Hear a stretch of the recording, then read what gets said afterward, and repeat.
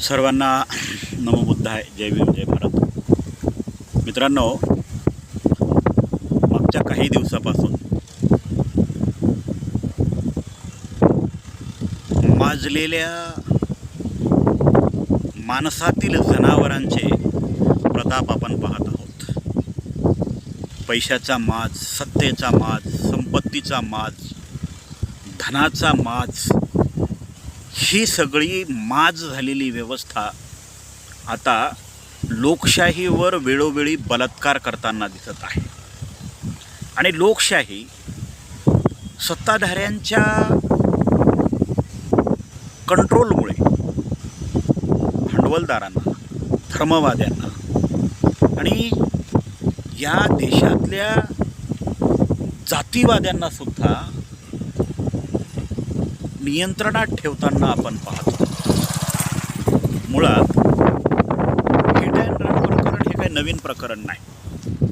सलमान खानचं प्रकरण फार मोठ्या प्रमाणामध्ये गाजलेलं आहे. सलमान खानच्या नंतर दररोज देशामध्ये सेकंदाला मिनिटाला असे हिट अँड रन प्रकरण होत असतात. पण ते पब्लिकमध्ये किती प्रमाणामध्ये येतात हा सुद्धा अतिशय चिंतन करण्याचा विषय आहे. कारण काय होतं, आता ह्या सगळ्या गोष्टींना कायदा राबवणारी जी व्यवस्था आहे ती फार मोठ्या प्रमाणामध्ये जबाबदार आहे असं जर म्हटलं तर मग लोकांचं कर्तव्य काय, लोकांचं घटनेप्रती कर्तव्य काय, कायद्याप्रती कर्तव्य काय, हा सुद्धा प्रश्नचिन्ह निर्माण होतो. नुकतीच पुण्यामध्ये एका अरबपती व्यक्तीच्या मुलाने 2 व्यक्तींचा जीव घेतल्याच्या नंतर जी राज्यातली कायदा आणि सुव्यवस्था चव्हाट्यावर आली, अशीच कायदा आणि सुव्यवस्था जर या देशामध्ये आत्तापर्यंत झालेल्या प्रत्येक प्रकरणामध्ये आली असती, मग ती ॲट्रॉसिटी असेल, हिट अँड रन प्रकरण असेल किंवा ड्रिंक अँड ड्राईव्हची प्रकरणं असतील. आपण काही स्पेसिफिक प्रकरणांना जास्त प्रमाणामध्ये डोक्यावर घेतो. अशाच पद्धतीचा जर आपण निर्णय घेत राहिलो तर एक दिवस या देशातील भांडवलदार, बुवा, बाबा आणि राजकारणी ही लोकशाही त्यांच्या हातामध्ये घेऊन ठेवतील, त्यांच्या हातातलं भावलं बनवतील. पुण्यातलं प्रकरण ताजं असतानाच कालच नागपुरामध्ये सुद्धा अशा प्रकारची एक घटना घडलेली आहे. तर ह्या घटना का घडतात, तर याचं कारण असं आहे की सर्वसामान्य लोकांनीच कायदा पाळायचा असा देशामध्ये ट्रेंड झालेला आहे. आणि जे नॉन कॉमन पीपल आहेत, म्हणजे जे असामान्य लोक आहेत, आता सामान्य आणि असामान्य हे कसं ठरवतात हे लोक, तर जो पोलीस स्टेशनमध्ये जास्त पैसा देईल तो असामान्य, आणि ज्याची पोलीस स्टेशनमध्ये पैसे देऊन गुन्हा दाखल करून घेण्याची किंवा झालेला गुन्हा त्यातून निर्दोष बाहेर येण्याची अवकातच नाही, तो माणूस म्हणजे नॉन कॉमन माणूस, म्हणजे तो सर्वसामान्य माणूस आहे. आणि असामान्य जो माणूस आहे हा कधीकधी पोलीस स्टेशनमध्ये न येता सुद्धा, आता पुण्याच्याच प्रकरणाचं जर आपण उदाहरण घ्यायचं झालं तर इकडे 2 लोकांचा जीव गेलेला असताना जजेस लोक न्यायालयामध्ये बसून ज्या पद्धतीचे निर्णय देतात, 300 पानाचा निबंध लिहून द्या, ट्रॅफिक पोलिसांना मदत करा, अजून काय करा. अरे ही न्यायव्यवस्था आहे का चावडीवर बसून निकाल देताय तुम्ही? यांना JMFC पास कोणी केलं?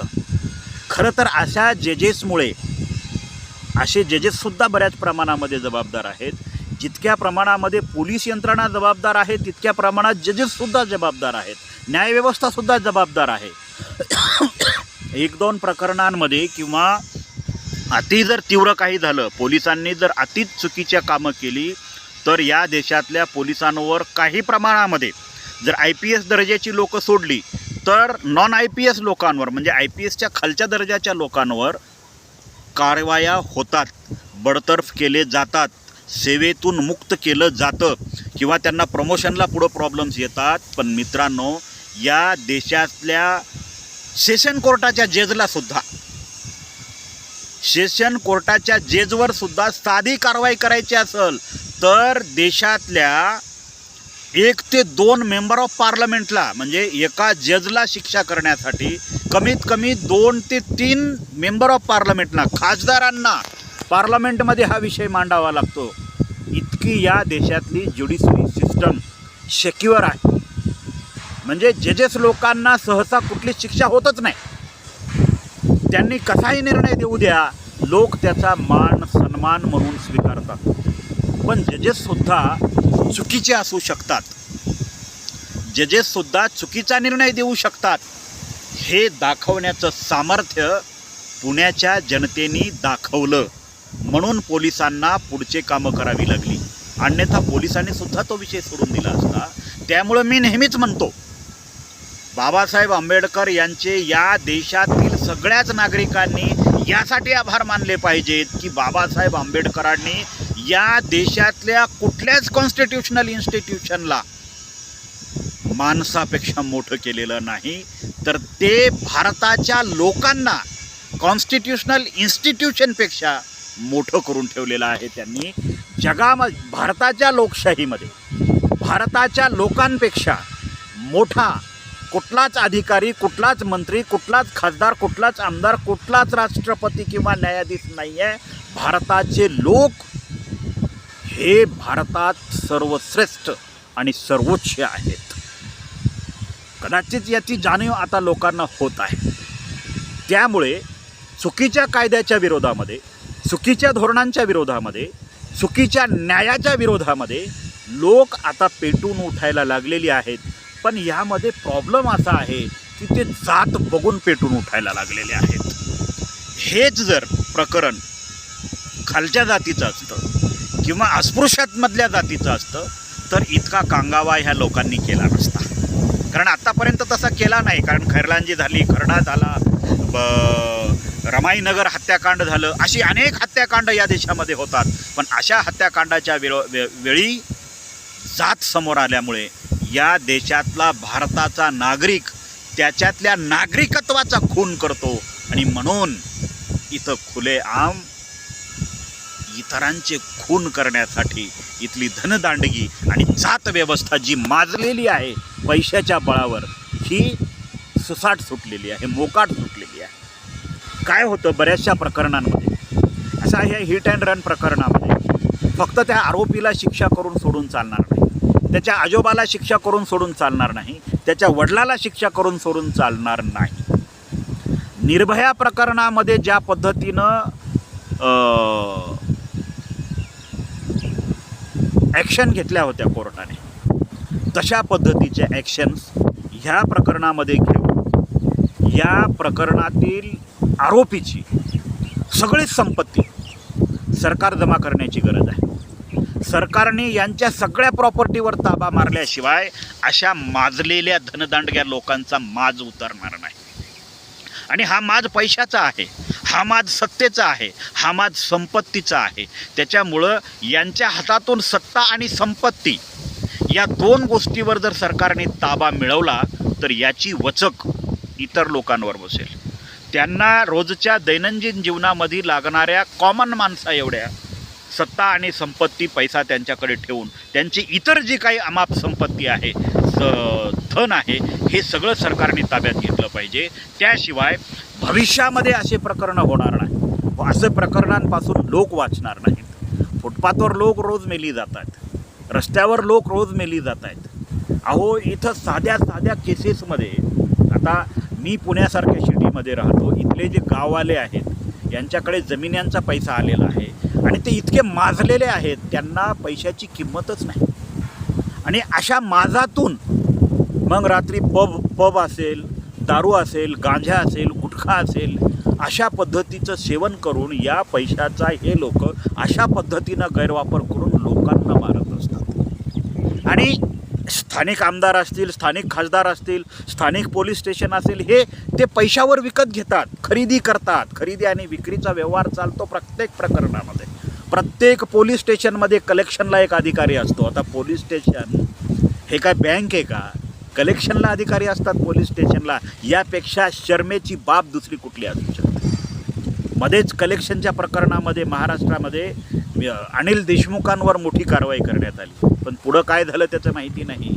पण पोलीस स्टेशन जिथं आपण कायदा आहे म्हणून जातो, अरे तिथेच कलेक्शनसाठी अधिकारी नेमलेले असतात. ही फार मोठी शोकांतिका आहे. त्यामुळे देशातील लोकांनी आता या देशातल्या प्रत्येक इन्स्टिट्यूशनवर नियंत्रण मिळवण्यासाठी सज्ज झालं पाहिजे. जोपर्यंत आपण या देशातील कायदा आणि सुव्यवस्थेवर आपलं नियंत्रण ठेवणार नाही जनता म्हणून, तोपर्यंत तिचा गैरवापर होत राहील. त्यामुळे अगोदर भारतीय राज्यघटनेप्रती, कायदा आणि सुव्यवस्थेप्रती लोकांनी सतर्क राहण्याची गरज आहे, सजग राहण्याची गरज आहे. जात बघून मोर्चे आणि आंदोलनं न करता जिथं जिथं अन्याय होतोय तिथं तिथं लोकांनी पुढाकार घेण्याची गरज आहे. कारण या देशामध्ये अभ्यासक्रमांमध्ये मनुस्मृती शिकवली जाते, राजा महाराजांचा इतिहास शिकवला जातो, पण ज्या भारताच्या राज्यघटनेमुळं, कायद्यामुळं IPC, CPC, CRPC, evidence act ह्या सगळ्या गोष्टी ज्या लोकांच्या आयुष्यामध्ये दिवसातून 10-10, 15-15 वेळेस त्यांची गरज पडते, जी फंडामेंटल गरज आहे तीच या देशामध्ये शिकवली जात नाही. म्हणून माजलेली मनुस्मृती धनदांडग्याच्या रूपाने, पैसेवाल्याच्या रूपाने, अनैतिक राजकारण्याच्या रूपाने लोकशाहीवर बलात्कार करताना आपण पाहतोय. ही बलात्कार करण्याची मनुस्मृतीची प्रवृत्ती जर रोखायची असेल तर भारताच्या नागरिकांनो एक व्हा. ही जर लोकशाही मेली तर तुमचा सत्यानाश अटळ आहे.